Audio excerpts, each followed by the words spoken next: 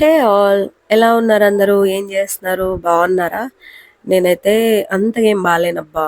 So already నా వాయిస్లో మీకు అర్థమైపోతుండొచ్చు. సో లైట్గా లైట్గా కాదు, ఫుల్గానే కోల్డ్, కఫ్, ఫీవర్ అన్నమాట. సో ఒక 15 డేస్ అవుతుంది నేను వ్లాగ్ పెట్టి. అసలు మొత్తం ఇంట్లో అంతా గజిబిజిగా ఉందన్నమాట. అంటే ఫీవర్స్, అందరికీ ఫీవర్స్, వైరల్ ఫీవర్స్ అన్నమాట. సో ఫ్యామిలీ మొత్తానికి. సో ఇంకా వీడియో రికార్డ్ చేసి కూడా వాయిస్ ఓవర్ ఇవ్వడానికి చాలా ఇబ్బంది అయిపోయింది. సో యాక్చువల్గా ఇదేంటంటే ముందు రికార్డ్ చేసి పెట్టిన వ్లాగ్ అనమాట. కాకపోతే ఫీవర్ అని చెప్పాను కదా, సో గొంతు అయితే అస్సలు బాగాలేదు. ఇప్పుడు కూడా ఒక 70% ఏమో అలా ఓకే అయింది. కాకపోతే ఏంటంటే ఇంకా చాలా రోజులైంది పెట్టక అని చెప్పేసి ఇంకా హడావిడిగా వ్లాగ్ అయితే కంటిన్యూ చేద్దామని చెప్పి వాయిస్ ఓవర్ చేస్తున్నాను అనమాట. ఇది వచ్చేసి ఈవినింగ్ వ్లాగ్ అనమాట. 2 నుంచి 7 వరకు వ్లాగ్. సో నేను ఏం చేస్తున్నానంటే అక్కడ ఆనియన్స్ అండ్ పచ్చిమిర్చి కట్ చేస్తున్నాను, ఎందుకంటే ఉప్మా చేయడానికి. సో ప్లీజ్ ఏం అనుకోవద్దు, కొంచెం మెస్సీగా ఉంటుంది నా కిచెన్, ఎందుకంటే చెప్పాను కదా బాగాలేదని చెప్పి. సో అంతకు ముందు ఒక 2 డేస్ నుంచి మహీకి ఫీవర్ అనమాట. ఇంకా కొంచెం ఇబ్బంది అనిపించింది మొత్తం కిచెన్ కూడా నీట్గా చేసుకోవడానికి. ఫస్ట్ అయితే ఫుడ్ ప్రిపేర్ చేద్దామని చెప్పేసి ఇంకా ఫుడ్ అయితే చేస్తున్నాను అనమాట. ఇంకా ఫీవర్లో అన్నం తినడం చాలా కష్టం అనిపిస్తుంది కదా, అందుకనే నేను ఇక్కడ ఉప్మా తయారు చేస్తున్నాను అనమాట. సో నార్మల్గానే ఫస్ట్ అయితే జీలకర్ర వేసేసాను, తర్వాత కొంచెం పచ్చిమిర్చి వేసాను. పచ్చిమిర్చి కొంచెం బాగా ఫ్రై అయిన తర్వాత ఆనియన్స్ వేసాను. ఒక హాఫ్ ఆనియన్ అలా వేసాను, చిన్నగా పీసెస్ కట్ చేసి. సో ఇంకా అవి ఫ్రై అయిన తర్వాత వాటర్ పోసేసి సాల్ట్ వేసి, మనం ఎంతైతే ఉప్మా తీసుకుంటామో రవ్వ, దానికి డబుల్ క్వాంటిటీ వాటర్ తీసుకుంటాము అంతే. రవ్వ ఫ్రై చేస్తే ఇంకా బాగుంటుంది, కాకపోతే మహీకి ఫ్రై చేస్తే నచ్చదనమాట, అందుకని చెప్పేసి నేను డైరెక్ట్గా వేసేసాను. మీరు మాత్రం ఫ్రై చేసుకొని వేసుకోండి, చాలా బాగుంటుంది. సో ఇంకా ఇక్కడ ఉప్మా ప్రిపరేషన్ అయితే అవుతుంది. ఇదేంటంటే తొందరగా డైజెస్ట్ అవుతుంది, అట్ ద సేమ్ టైం అన్నం తింటే డైజెస్ట్ అవ్వకపోవడం, వామిటింగ్ అవ్వడం అలా అవుతుంటుంది కదా. సో అందుకని చెప్పేసి ఉప్మా అయితే ఈజీ ప్రాసెస్ అనమాట.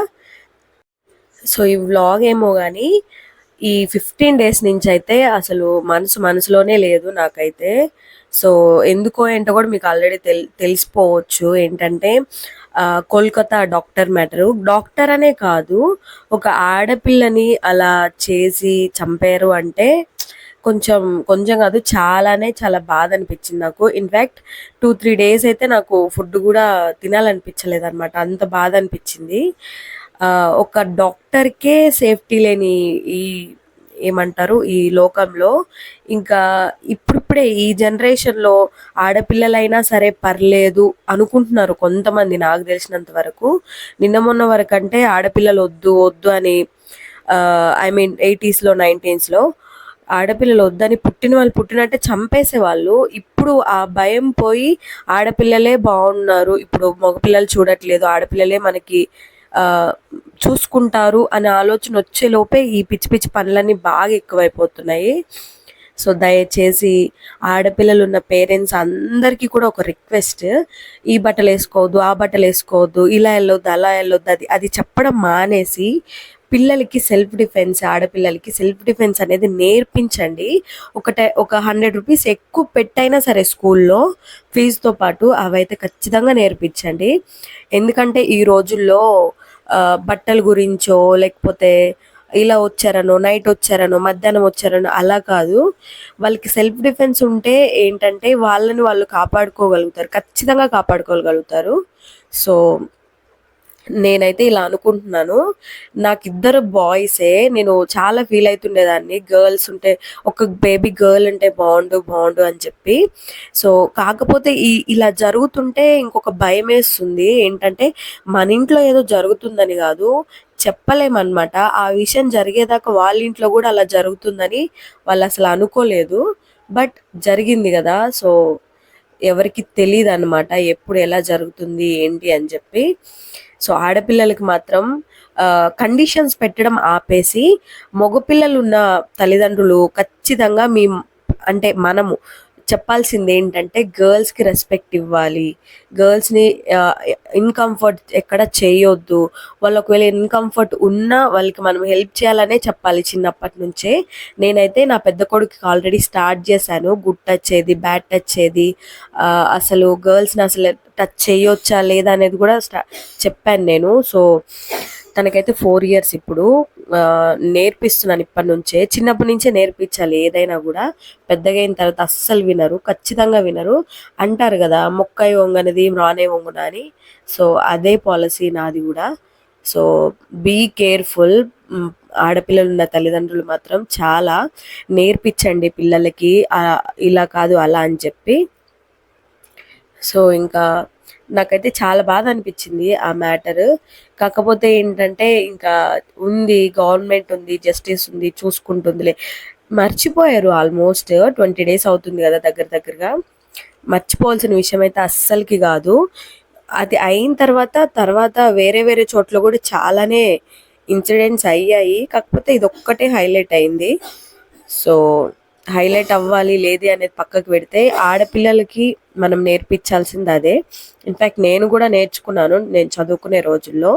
సో ఆడపిల్లలకి ఏంటంటే ఫస్ట్ తనను తాను రక్షించుకునేలాగా సెల్ఫ్ డిఫెన్స్ అనేది నేర్చుకోవడం వల్ల కొంచెం స్ట్రెంగ్త్ కూడా వస్తుందని నా ఒపీనియన్. సో చూడండి మీరు కూడా. సో ఇంక ఇక్కడ మేమైతే ఉప్మా ప్రిపేర్ చేశాను కదా.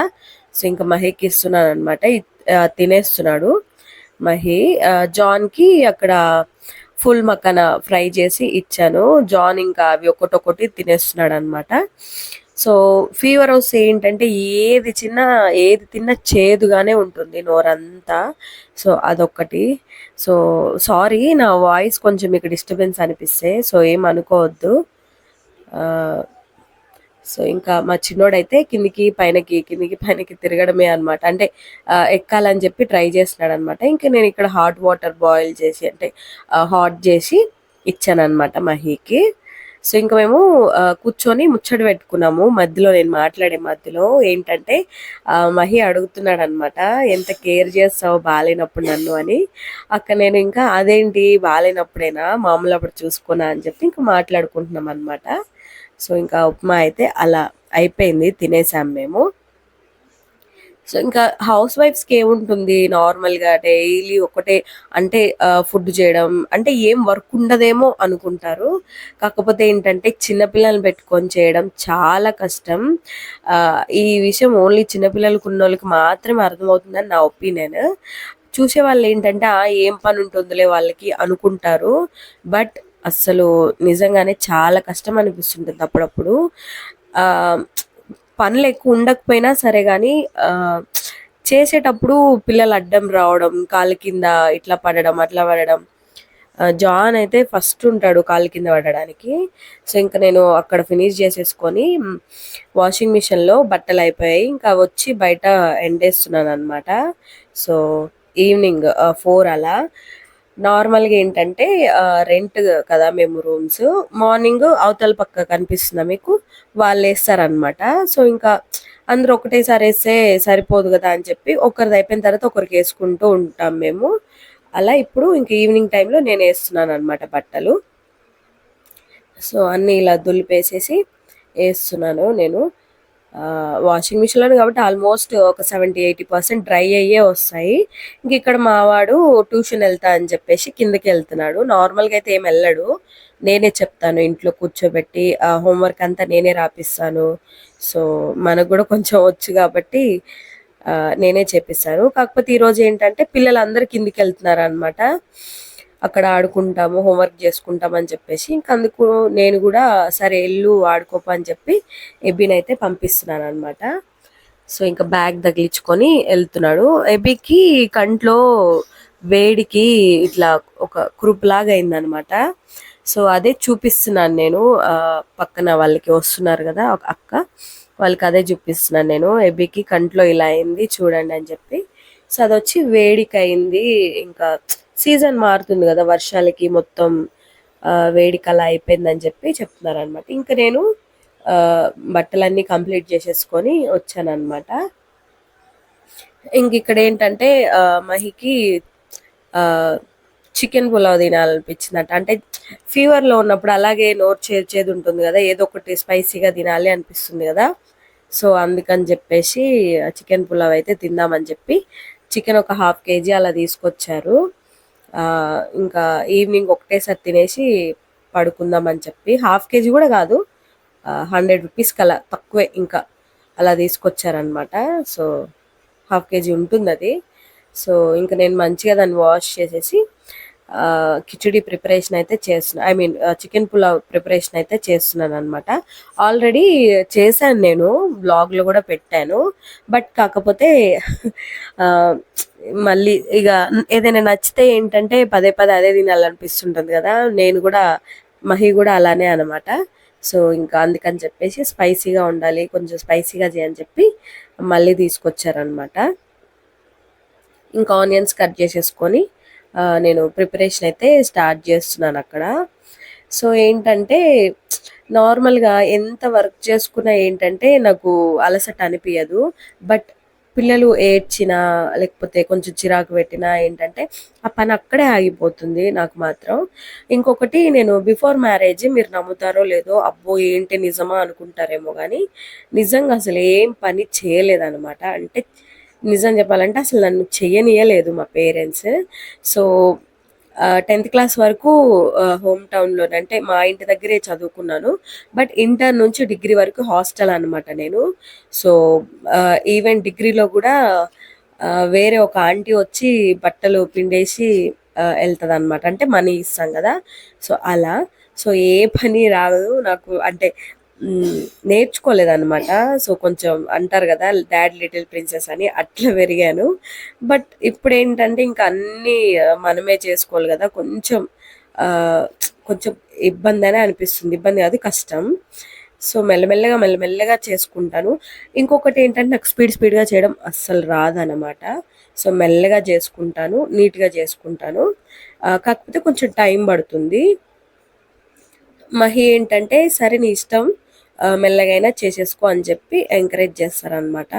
సో అందరూ అలా ఉండరు కదా, సో మెల్లగా చేస్తుంది, లేట్గా చేస్తుంది అని చెప్పి జడ్జ్ చేయాలనుకుంటారు నన్ను. బట్ నేనైతే ఇంకా లైట్ తీసుకుంటాను, ఎందుకులే పట్టించుకొని హెడేక్ తెచ్చుకోవడం అని.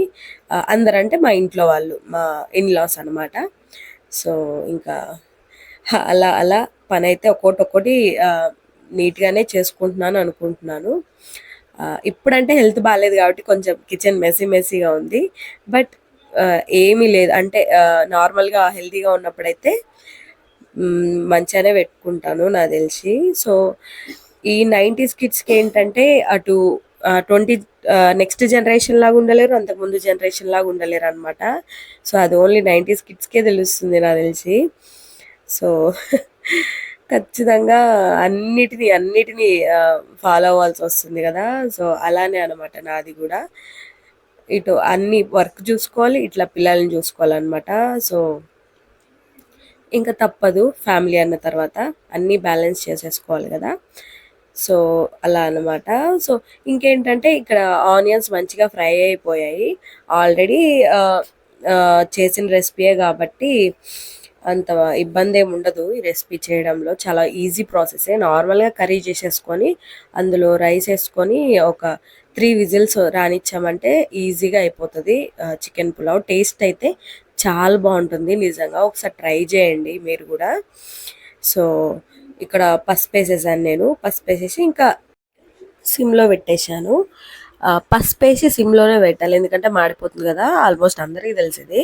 సో ఇంకా దాన్ని ఒక 5 minutes అలా నేను వదిలేసాను అనమాట పసుపు వేసేసి. కొంచెం ఫ్రై అయితే ఏంటంటే ఇంకా నెక్స్ట్ ప్రాసెస్కి మనం రెడీ అవ్వచ్చు. ఇంకా టమాటాలు యాడ్ చేసేసుకోవాలి అందులో. టమాటాలు కూడా కొంచెం సాఫ్ట్ అయిన తర్వాత మనం ఇంకా చికెన్ యాడ్ చేసేసుకోవాలి అందులో.